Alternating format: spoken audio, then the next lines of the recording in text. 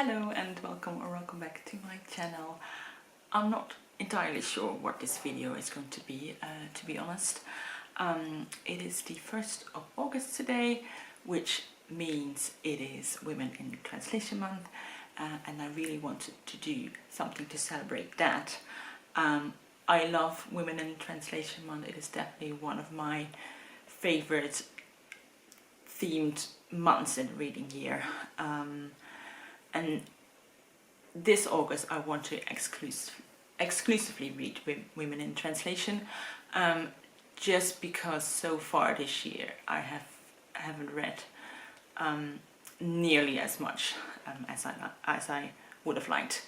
So today is the start of that, and I don't know if this is going to be a month-long reading vlog or whether I will split it up in several vlogs, or if it's just gonna be only about the books, or if I will put some life stuff in here as well. I'm not sure right now. I don't really have a clear idea in my mind. I mean, I might just abandon it halfway altogether, so we'll see. But I am gonna pick my first book to read right now. So I wrote down all the Women in Translation books I have on my TBR on slips of paper, and I put them in this cup here. They are from my physical TBR, but also books I found on Kobo Plus, and then also a couple of books I want to reread. And I'm just gonna randomly draw the books I want to read, or I will be reading as I go along. I do want to prioritize the book for my physical TBR. So I'm gonna make sure that I'll never read more than one book not from my physical TBR in a row. So once I've read a book from my Kobo or a reread, I will just keep on picking until I get a book from my physical TBR. I think that makes sense. I did put them on different colors, colored slips of paper, so just to make that a little bit more easy. So yeah, let's pick the first book.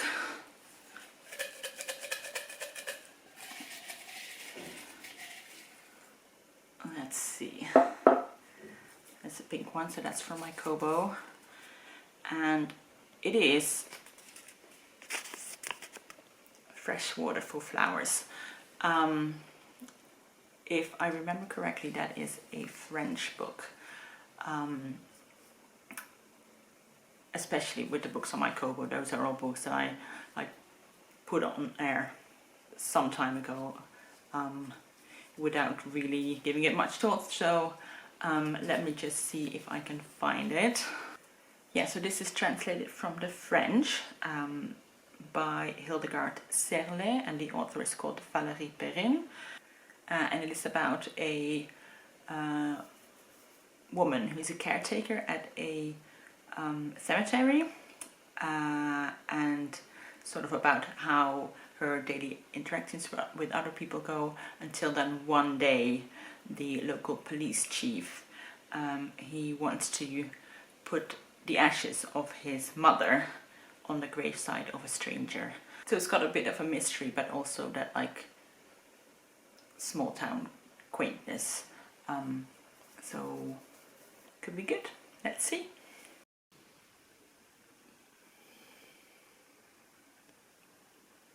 So I just wanted to give you a quick update on the book. I'm really enjoying it so far. Like I said, it's about this woman named Violet, who is a caretaker at a cemetery. And she actually has a little house on the grounds of the cemetery. But then you also learn that about 10 years ago, her husband left without a trace. And you have a dual timeline of her life now, but then also from her teenage years, and then when she met her husband, and their relationship, which wasn't very good. It's a very vivid and colorful book. I love the descriptions of the locations. There's some fun side characters. It's all very quirky in a way. I keep on thinking this could be a really great Wes Anderson movie. It really has that vibe to it. I've already cast Tilda Swinton as Violet, and then maybe Saoirse Ronan to play her in her younger years. And just the cemetery location and the house and the way Violet describes her house and the clothes she wears and the people she surrounds herself with. I just have a really vivid image of it in my mind. It is teetering a little bit on that border of getting maybe a bit too quirky. I think it depends on where the story goes to see how it eventually lands with me. But so far I'm enjoying it immensely, and this could end up being a favourite. And then I also wanted to mention Charlotte Malloy's Women in Translation Month readathon. I only just watched her announcement video because I'm a little bit behind on my watch later list, but she has created a readathon, a month-long readathon, and has come up with 12 different prompts. Now I'm not going to change my original plan because I don't do very well with a change of plans, so I'll still randomly pick my books as I go along, but I can try and see if my picks fit into the prompts. So for this particular book I'm gonna use it for the prompt, read a book and then listen to music from the author's country, which is France, because music actually comes up quite a lot in this book. There's even a character called Elvis who has a line from an Elvis Presley song for every occasion. So that's obviously not French, but there's still quite a lot of French artists mentioned as well in the songs that people play at funerals. Violet talks a lot about the LPs that she listens to and listened to when she was a teenager, and I have actually found a Freshwater for Flowers playlist on Spotify, where I think someone has just taken all the artists and songs that are mentioned in the book and put them in a playlist. So yeah, I'll definitely have a listen to that one. Hello. Was it more? Ja, hier ook. Ja. Ja, ja, klopt.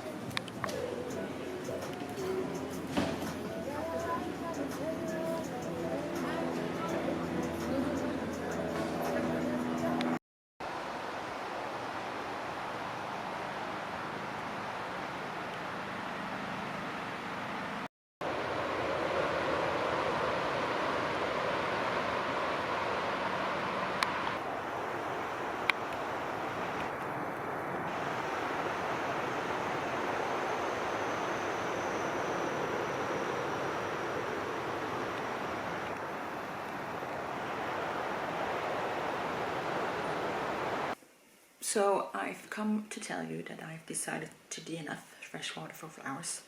But wait, didn't you say it might be a favourite in the last update? Yes I did, but past me was wrong. I did, after that last update, continue to enjoy it a bit more. Something quite sad happened and I kind of saw it coming, it being a book set in a cemetery and all that, but it still really hit me in the feels. I mean, I could see the flaws of the book. It just set it on being a little bit cliche. I felt like, except for the protagonist, all the other characters lacked a bit of depth. But still, I was really enjoying it for what it was. But then I guess around the halfway mark it really started to slide for me. There was an element of mystery added to the story, which I didn't really like. I think if you want to write a mystery book, you should market it as such and don't add it to the plot nearly halfway through the story. And also more and more perspectives were added to the story, which I didn't care for. I felt like the protagonist was interesting enough to hold the story on her own, and having all these new characters added and having their point of view just made it unnecessarily long.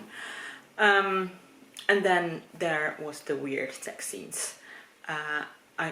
And I don't mean like the good weird, I mean the icky weird. So yeah, I won't be continuing in this one, which is a shame because it started out pretty well. So I am gonna pick another book now. I've got my cup right here, and since this was a book on my Kobo, I am gonna pick something from my physical TBR.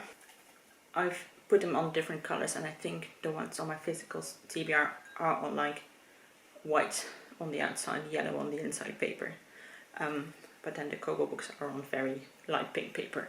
So it's a bit difficult to see, but let's grab something. Now that's a pink one.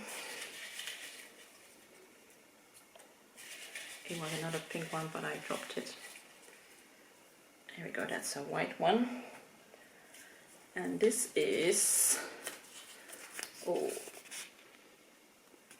De Vrouw op de Berg. Let me grab it, and I think you'll recognize it. So here we have it. You'll probably recognize the cover as a Boulder from Eva Balthasar, but this is actually a bind up of Permafrost, Boulder, and then the last book in that series, which I think is called Mammoth, if I'm remembering correctly. And I'm not entirely sure whether I want to read the whole thing or whether I'm just going to start with Permafrost and then put it back on my shelf. I think I'll just start reading it and then see how I feel as I go along. So yeah, that's my next pick for Women in Translation Month. Okay, I'm attempting to make this cake. Here's the batter. It looks a little bit weird, but the recipe says to trust the process. It's apparently one of those cakes that you put in one batter and then when you bake it, it will create two layers. So you have a layer of sponge at the top and a layer of custard at the bottom. Yeah, I guess the proof is in the pudding. Let me just try and pour this in with one hand. I mean, that looks weird, but we'll see. Okay, here we are. It's the moment of truth. It looks promising, but it's also quite wobbly, so I don't know what that means. Let me just grab a dish. Okay, here we go.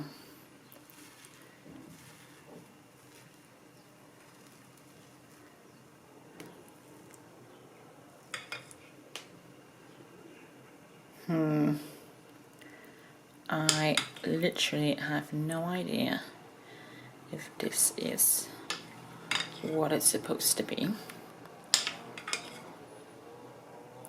Like, is it cooked or not? It does have like the two layers. I'm gonna just try and eat it and see what I think. I'm not convinced yet. Okay, let's see.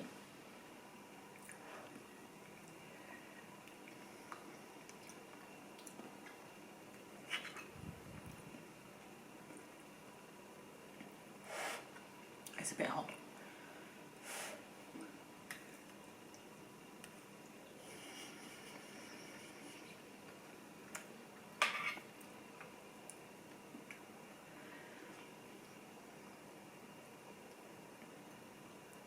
Well, it tastes nice.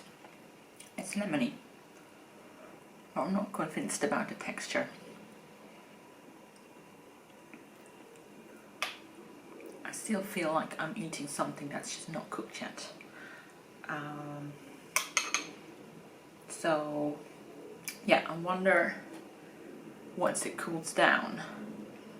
Whether it will set a little bit more, we'll see. So I have finished Permafrost by Eva Balthasar. I completely forgot to mention that this is translated from the Catalan by Irene, Irene van der Mheen, from the Catalan to the Dutch. So the protagonist of this book is a woman. I guess she's around 40 years old, and right at the start of the book you read about how she would like to end her life. And then the rest of the book is this woman telling about her life in anecdotes or short stories. They're not in any chronological order, but just, you know, all stories mixed together.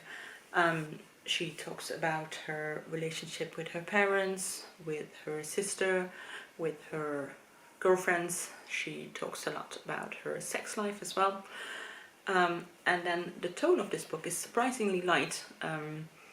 It's actually quite funny sometimes, and it's very sharp and, yeah, just very observant, I guess. But then, because you know the protagonist is actually very depressed, it makes it all the more dark. Yeah, I think I enjoyed it, but I still feel like I'm at the end of a reading slump, where I'm maybe still more drawn to plot-based books rather than something character-based like this is. But I did really love the writing, and I underlined some things, which is always a good sign, and I think it's a book I could return to. Yeah, I don't know, I think it's a book that I liked, but I didn't love. But I guess maybe it's just right book, wrong time for me right now. So yeah, I'm gonna put this book on back on my shelves for now, and then save Boulder and Mammoth for another day. So yeah, I'll pick another book. I'll give you a lemon pudding update first, if anyone cares.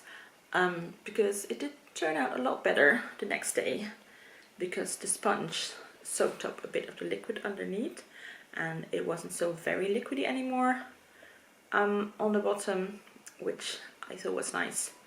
So yeah, I'll have to tweak it a little bit, but it has potential. I'm gonna very quickly pick my next book now, because my battery light is flashing. Shake it up a little bit, and let's go for this one. Ooh, that's a reread. This is The Enlightenment of the Greengage Tree. I can't remember the author right now, but it's a book from Iran. And I'll probably show you this in the next clip, because my battery is going to go out at any second now.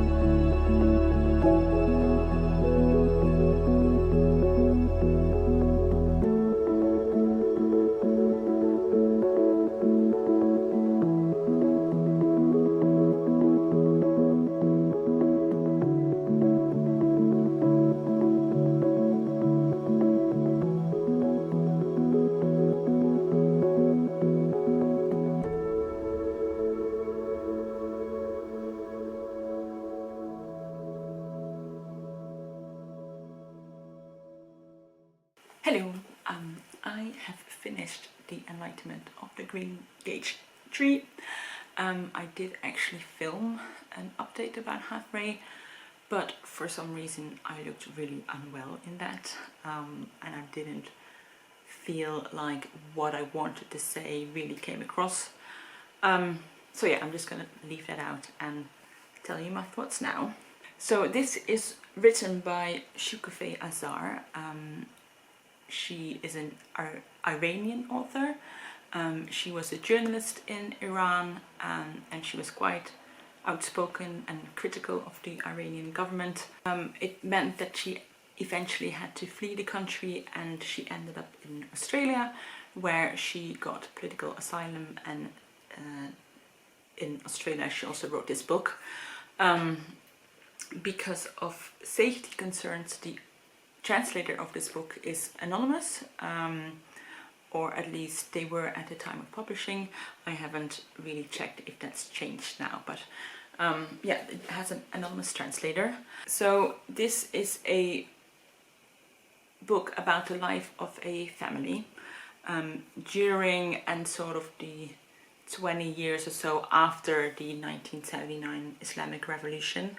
And rather than telling a straightforward narrative, the book uses magical realism to tell the story. The protagonist is a ghost, there is mermaids and jinns, people can disappear and reappear at will, and on the one hand it's a very political story about how the Islamic Revolution caused the death and disappearance of so many cultural and intellectual people when Islam became part of the politics in Iran, how much art and books and stories and treasures were destroyed, and it's exactly that Iranian culture that was tried to be oppressed that now comes alive in this book. It shows how storytelling and folklore can be a way to deal with trauma, and a way to make sense of events that might be too horrific to deal with head on. So yeah, this was a reread for me, and I'm someone who doesn't really remember books very well, so I couldn't remember a lot of the overall plot, but there were a lot of separate scenes that I remembered very well. And one thing I remember from the first read as well was that it's a bit difficult to find your bearings in the beginning, just because it is so heavy on the magical realism, and you're kind of figuring out, you know, what's real, what's not, and then you realize that that's kind of the point of the book. The lines are very blurred, and I feel like you just have to let the story take you along. So yeah, that was that. Really enjoyed my reread of this one. Let's pick another book. I think this will probably be the last book for this vlog, because I've decided to split it up in the middle of the month. So it's the 13th of August now, and I'm going to end this vlog on the 15th, regardless of whether I finish the book or not. So yeah, let's pick one more book. It's gonna be a book from my TBR shelf, because the last one was not, so let's see what we get. Brilliant. Straight away I got the right paper. Oh, this is Blood Feast, which is this one. This is Blood Feast, the complete short stories of Malika Moustadraf. A short story collection, obviously, and this is translated from the Arabic by Alice Guthrie. And this is an author from Morocco. It says on the back, a feminist icon in contemporary Moroccan literature, Malika Moustadraf is celebrated for her stark interrogation of gender and sexuality in North Africa. Blood Feast is the complete collection of Moustadraf's published short fiction, haunting visual stories by a master of the genre. That sounds really, really good. And I think it's perfect because even if I haven't finished this by the 15th, it's short stories, so it kind of makes sense to split it up. So yeah, that's going to be my next book.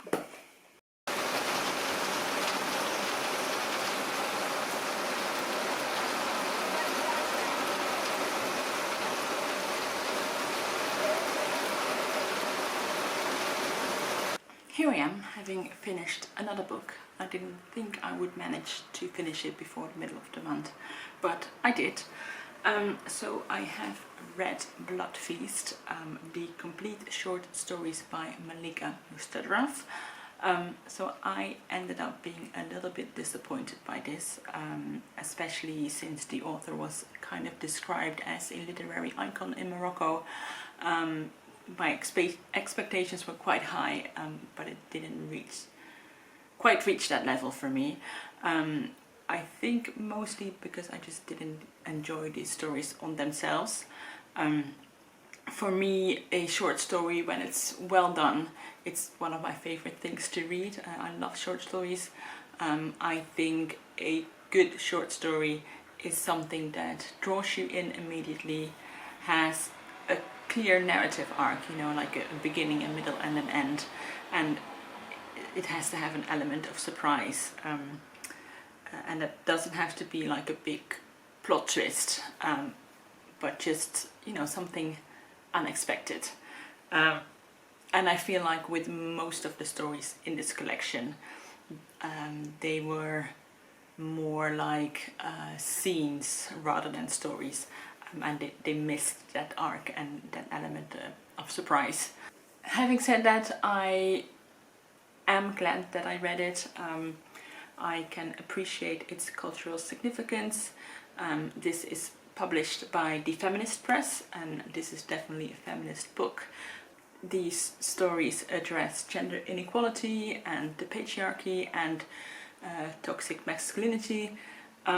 It talks very openly about the female body and sexuality and desire, and it's a book that gives a voice to people who live on the margins of society, like transgender people, and there's a story where a sex worker has a big role, and I feel like that would have been a pretty feminist thing to do, to write about, especially in like early 2000s Arab culture.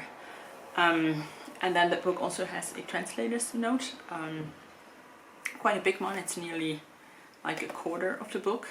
I find that very interesting. One thing she mentioned was that she found, or that the stories are quite difficult to translate to a Western audience. She realized that some cultural references would go over people's heads if they weren't familiar with the culture, and there were definitely some slang and like wordplay that got lost in translation. And I think it's good to realize then, when reading translated fiction, it's good to realize that often these books are not written with the broader audience in mind. They were written for the people who read the original language and know that culture. So I like that the translator mentioned that as well, because I realized maybe that's part of the reason why I felt a distance to the stories. I also liked learning a little bit more about the author herself. Malika Moustadraf suffered from a chronic kidney illness, and she actually died as a result of that illness at a very young age. I think she was only 37, and the author wonders what her cultural impact would have been if she didn't pass away so young. I think it's especially sad because she at some point chose to spend money on self-publishing her book rather than on medical treatment, and even having to make that choice rather than just having accessible healthcare is a very feminist issue.